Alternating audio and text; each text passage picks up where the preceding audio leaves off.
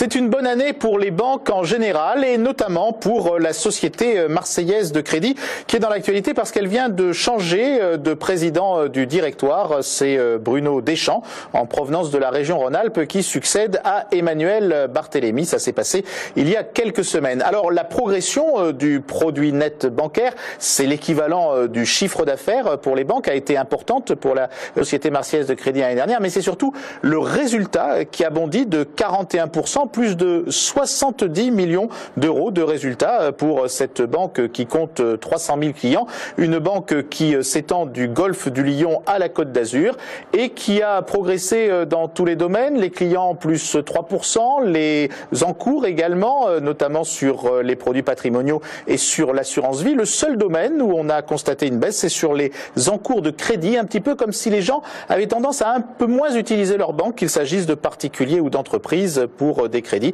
Peut-être parce qu'on entend des discours tellement négatifs sur le crédit qu'ils ont tout simplement peur que les banques distribuent aujourd'hui moins de crédits. Mais ce n'est pas le cas. Et sur les projets qui sont intéressants, les banques sont toujours présentes, même si elles demandent évidemment des garanties et si elles ne disent pas forcément oui à tout.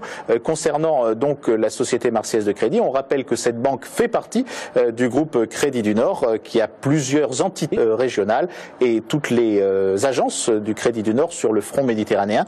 Il y en a plus de 140, sont donc estampillées aux couleurs de la société marseillaise de crédit.